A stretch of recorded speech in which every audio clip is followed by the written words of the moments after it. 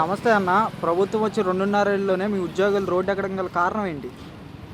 తూర్పుగోదావరి జిల్లా వీఆర్ఏ జిల్లా పేషెంట్ బెల్లముక్కల వెంకటరావుని. మరి గతంలో పాదయాత్రలో లోకేష్ గారు హామీ ఇచ్చి ఉన్నారు.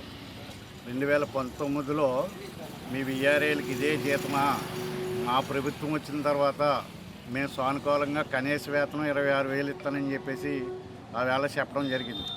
అదే పద్ధతిలో 2.5 ఏళ్ళు అయినా కానీ మేము ఎన్నోసార్లు స్పీకర్ గారిని కానీ ఎమ్మెల్యేలను కానీ అన్నీ కలవటం జరిగింది.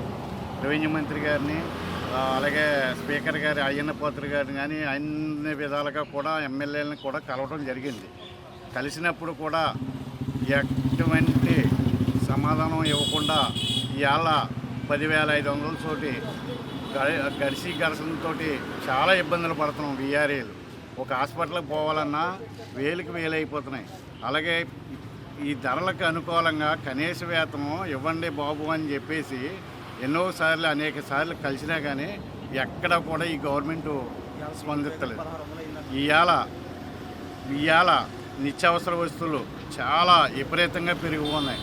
కానీ ఇబ్బందులు పడటంలో వీఆర్ఏ సోదరులు అందరూ కూడా, నేను వీఆర్ఏనే, చాలా ఇబ్బందులు పడుతున్నాం కనుక వెంటనే తక్షణమే ఈ జీతాలకు సానుకూలంగా సంధించకపోతే భారీ ఎత్తున పోరాడతామని చెప్పేసి ఈ సందర్భంగా మీ ద్వారా తెలియపరచడం జరుగుతుంది. ఉద్యోగస్తులకు ఏ సమస్యలు లేవని చెప్పి అంటున్నారు ప్రభుత్వం నుంచి. ఉద్యోగస్తులకి వీఆర్ఏలకి ఇవాళ సీసీఎల్ ఆఫీస్ దగ్గర భారీ ఎత్తున 3 రోజులు బట్టి నిరాహార చేపట్టి 3వ రోజున భారీ ఎత్తున 5,000 మంది వచ్చి మేము ధర్నా చేసినా కానీ ఎటువంటి కూడా పోలీసు వారు వచ్చి చాలా ఇబ్బంది పెడతారు.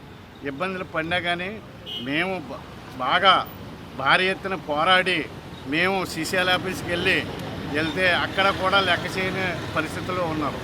కాబట్టి దానికి సానుకూలంగా మేము ఈ 15వ తారీఖు లోపల, వచ్చే నెల 15వ తారీఖు వచ్చే లోపల మాకు స్పందించకపోతే భారీ ఎత్తున ప్రతి మండలంలో నిరాహార దీక్షలు చేపడతామని చెప్పి మీ ద్వారా మీ సందర్భంగా తెలియదు.